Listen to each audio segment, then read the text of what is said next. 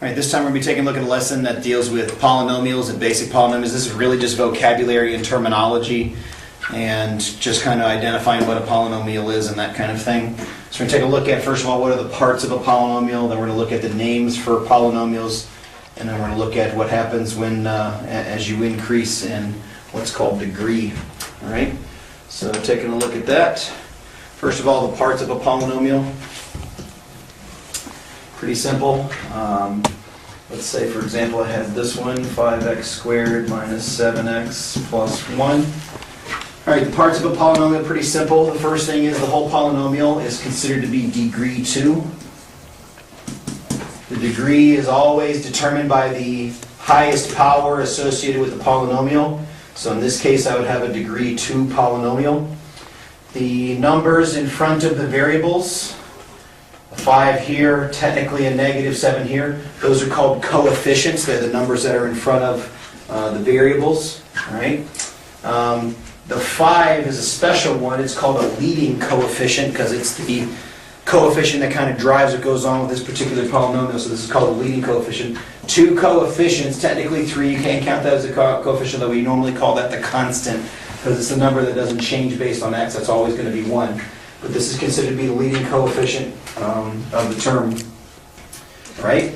Next thing is, and as that word I just used, these things are each called terms. Their terms are separated by addition and subtraction. This particular one has 1, 2, 3 terms associated with it. So it's a degree 2 polynomial. Leading coefficient is 5. And it has 1, 2, 3 terms. Terms are separated by pieces of addition and subtraction. Now, there are a few things that you can't have with a polynomial. Right?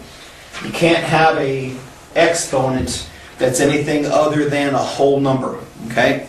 Can't be -1, can't be 0.773, it can't be anything of that nature. It's got to be a nice whole number. So technically this x in here in the back has x to the 0, which we know is 1 at this point, so we wouldn't actually write that, but that is still allowed to be the piece there. So that's the parts of the polynomial, and that's kind of the way they work.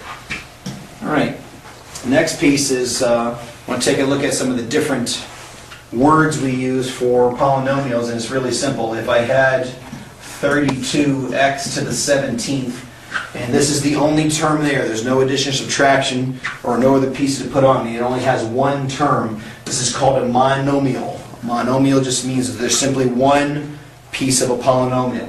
If I add on a second piece, plus 3x to the 7th, now it's called a binomial because there are 2 pieces to it. So this is a degree 17 polynomial. In this particular case, it's a binomial, so degree 17 binomial. This 32 would be the leading coefficient. This would be the coefficient of the x to the 7th term, and we deal with the coefficients. All right. Next piece of the puzzle. If I have a third one, say minus x squared, and it's now a trinomial. And everything over trinomial, if I added one more term, plus 3, now we don't have a name. Monomial if there's only 1, binomial if there's 2, trinomial if there's 3, polynomial if it's 4 or more. They're all polynomials. The word poly means many, so we have many terms, but the polynomials themselves have an individual term when we're dealing with a small number of them. So that's a pretty easy thing right there. All right, last thing is constants plus, and I want to talk about this because these are some words that deal with the type of degree polynomial that we have. If you have a degree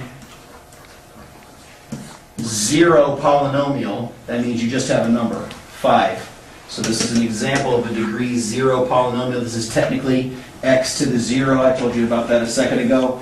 Technically there's an x to the 0 there, which is 1. That's why it's a degree 0 polynomial. Its highest degree for a exponent is 0, so it would be considered to be a degree 0 polynomial. Right?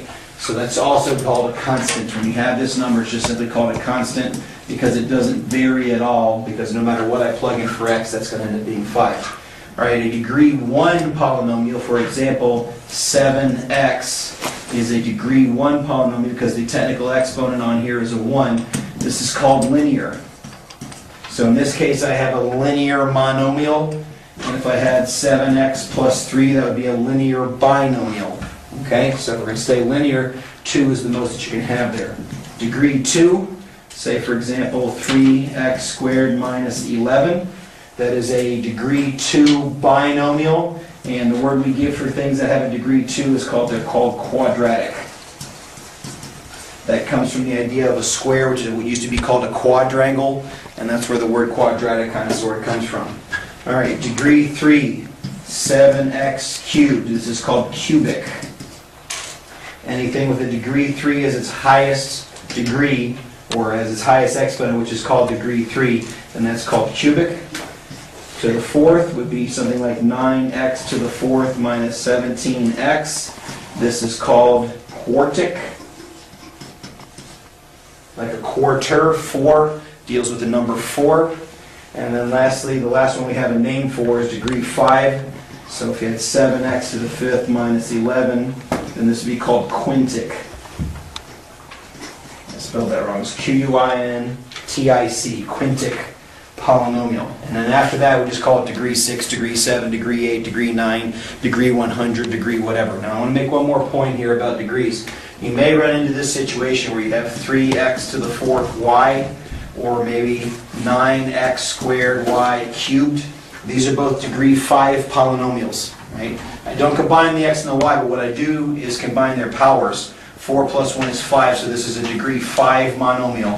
This is also a degree 5 monomial because 2 plus 3 turns out to be 5. So those are kind of the things that were involved in that situation. All right, so that's polynomials, just the basics, just the vocabulary on how it is to go about dealing with them. Until next time,